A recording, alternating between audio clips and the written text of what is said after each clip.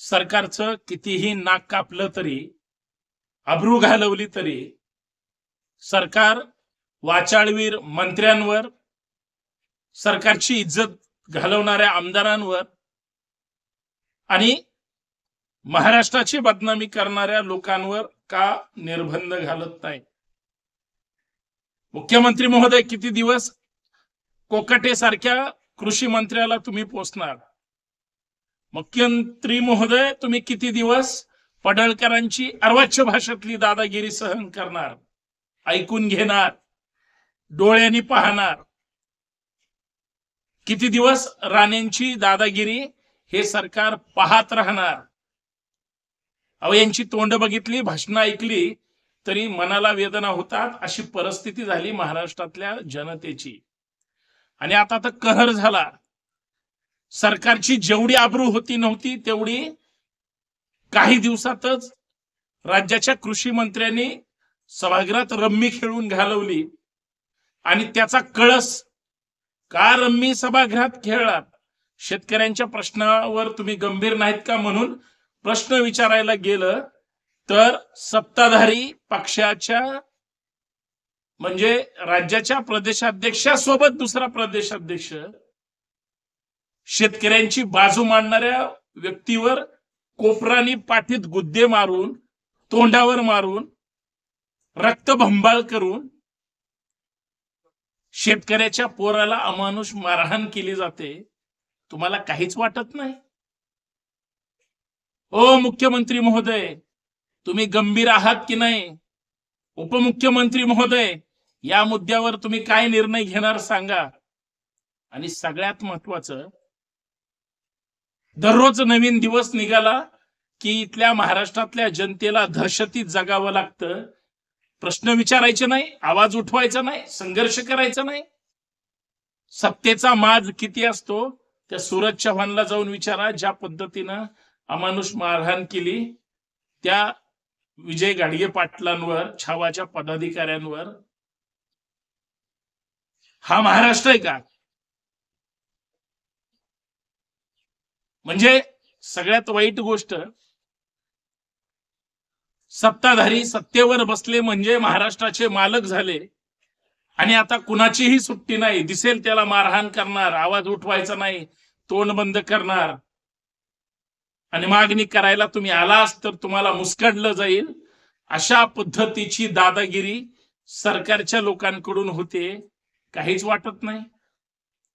याच्याबद्दल सरकार काहीच बोलणार नाही. आणि सरकार जर गंभीर नसेल तर याच्यापेक्षा दुर्दैवी दुसरी गोष्ट कुठलीही नाही, हे मला या माध्यमातून सांगायचंय. आणि याच प्रमुख मुद्द्यावर मित्रांनो चर्चा करायची. तो विषय असा आहे की सत्तेच्या माझापुढं सरकारची इज्जत घालवण्यासाठी, बेआबरू सरकारला करण्यासाठी, सरकारचं नाक कापण्यासाठी हे असले टवाळखोर लोक सरकारनं पाळलेत का? किती दिवस ही महाराष्ट्राची बदनामी सहन करायची, डोळ्यांनी पाहायची, अनुभवायची? हे थांबणार आहे की नाही, या प्रमुख मुद्द्यावर मित्रांनो चर्चा करायची. सर्वांना सप्रेम जय शिवराय, जय महाराष्ट्र. मी संतोष शिंदे. महाराष्ट्रामध्ये सर्वसामान्यांचे प्रश्न मांडायचे नाही, सरकारच्या विरोधात बोलायचं नाही, सरकारच्या विरोधात आंदोलन करायचं नाही, सरकारला निवेदन सुद्धा द्यायचे नाहीत. सरकारच्या विरोधात तुम्ही बोललात तरी आता नवीन जनसुरक्षा कायदा आणला, तुमचं लगेच मुस्कट दाबलं जाईल, तुम्हाला गपचूप बसवलं जाईल. तुम्ही निवेदन जर घेऊन आलात तर तुम्हाला कोपरानी बुक्क्या मारून तुमचा आवाज दाबला जाईल, वेळ प्रसंगी तुमचा जीव घेतला जाईल. तुम्ही जर आवाज उठवत असाल, तुम्ही जर सरकारचे उणे दोने काढत असाल तर तुमच्यावर बंदी सुद्धा घातली जाईल. हा उद्याचा महाराष्ट्र आज मरण यातना भोगतोय, हे लक्षात ठेवा. भाजपची सत्ता आली म्हणजे आता दुसऱ्या माणसांनी जगायचंच नाही. अजित पवारांना वाटतं मी लय भारी, सगळ्या मंत्र्यांना पाठीशी घालतात. एकनाथ शिंदेंना वाटतं मी एवढा मोठा पक्ष फोडून आलोय, मला मानाचं पान पाहिजे.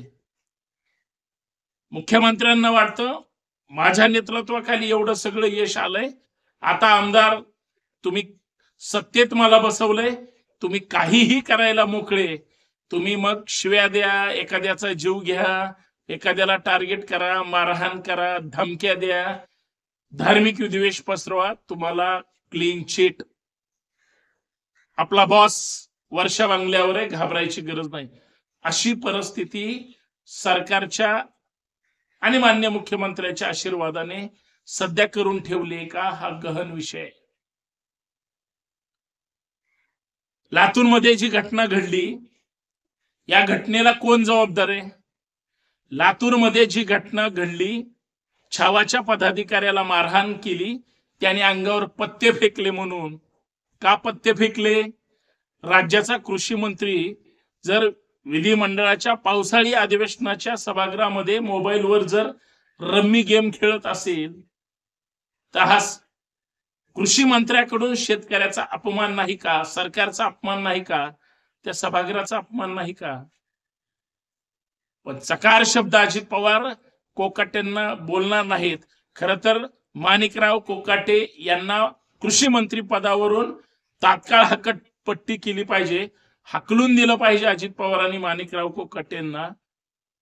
तिसरी वेळ त्यांना पाठीशी घातलं जातं.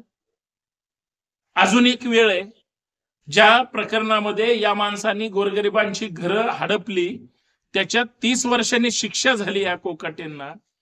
खरं तर मंत्रिपदावरून हकालपट्टी करणं गरजेचं होतं, पण केली का? नाही.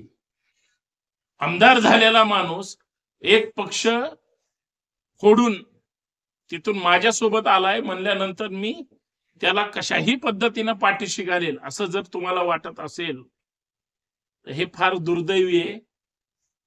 सिनियर मंत्री किंवा सिनियर आमदार आहेत म्हणून जर पाठीशी घालत असेल आणि हे शेतकऱ्यांची चेष्टा करत असतील, शेतकऱ्यांच्या बायका पोरांची चेष्टा करत असतील, अब्रू घालवत असतील महाराष्ट्राची, यांना खरंच पाठीशी अजिबात घालू नये. तात्काळ पहिली माणिकराव कोकाटेंची अक्कलपट्टी केली पाहिजे. का माणिकराव कोकाटेंची अक्कलपट्टी केली पाहिजे? ते रमी खेळले म्हणून, आणि ते निवेदन घेऊन गेला तो कार्यकर्ता म्हणून त्याला तुम्ही जनावरासारखं मारणार.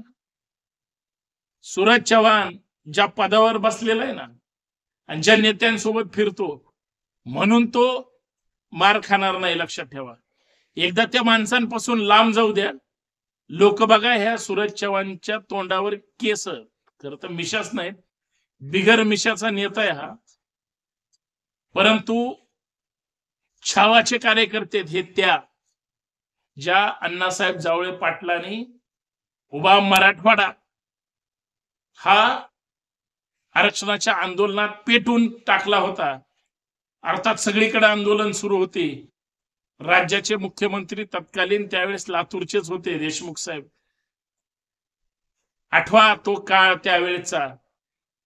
त्या छावाच्या कार्यकर्त्याला तुम्ही मारहाण केली. याचा अर्थ तो जरी जुना काळ असला, कायदा हातात घेतलाच नाही पाहिजे, परंतु तोंड फुटेपर्यंत ज्या माणसाला मारले तुम्ही, तो त्यांच्या संघटनेचा राज्याचा अध्यक्ष होता. जरांगे पाटला सोबत या माणसानं प्रचंड काम केलेलं आहे, फिरलाय, मराठवाड्यात संघटना जीवन ठेवण्यासाठी काम केलंय. त्याला तुम्ही अशा पद्धतीने मारणार, हे चांगलं नाही.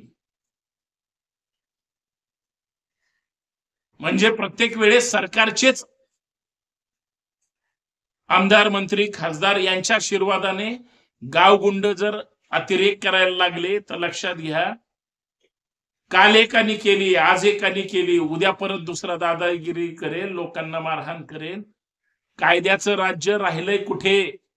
गृहमंत्र्यांना प्रश्न आहे माझा. मुख्यमंत्री तुम्हाला या विषयावर बोलावं लागेल, अन्यथा महाराष्ट्र तुम्ही पाठीशी घालताय म्हणून कोणालाही माफ करणार नाही. भविष्यात निवडणुका आल्या तर त्याचे परिणाम भोगावेच लागतील, कारण परिस्थितीच तेवढी भयानक करून ठेवली. तुम्हाला शेतकरी नकोय, कष्टकरी नकोय, कामगार नकोय, तुमच्याकडे काही प्रश्न घेऊन यायचे नाही. तुम्ही दादागिरी करणार, तुम्ही मारहाण करणार. अरे मग लोकांनी जायचं कुणाकडं? मायबाप सरकार म्हणून तुमच्याकडे पाहिलं जातं. आणि तुम्ही पाळलेले जनावर जर अशा पद्धतीनं उन्माद करत असतील, सिंहाच्या दबड्यात घालून हात मोजिती दात ही जात मराठ्यांची, ती छावाच्या पोरांची सुद्धा आहे. हेच फक्त लक्षात ठेवा. मारहाणीचा त्या चव्हाणाचा तर निषेधच, परंतु अशा घटना महाराष्ट्रात घडू नये जे वारंवार घडल्या जातात, याला फक्त झुंडशाहीनं आलेलं सरकार, सत्तेत बसून जी सत्तेची मस्ती आणि नशा यांच्या डोक्यात घुसली, त्याचं हे प्रतीक आहे. आणि राष्ट्रवादी सत्तेत येण्यासाठीच विचाराला काडी लावून इकडं तिकडं फिरते, हे त्याचं उत्तम उदाहरण आहे. हे सत्तेशिवाय जगू शकत नाही. सत्ता भाजपची असली काय, RSS ची असली काय, आणि RSS जरी राष्ट्रवादीला बाहेर काढा म्हणत असली काय, सत्तेसाठी हे चिटकून बसलेले गोचिड आहेत. एवढंच मला या माध्यमातून सांगायचंय. सगळ्यांचे राजीनामे घ्या आणि यांची हकालपट्टी करा.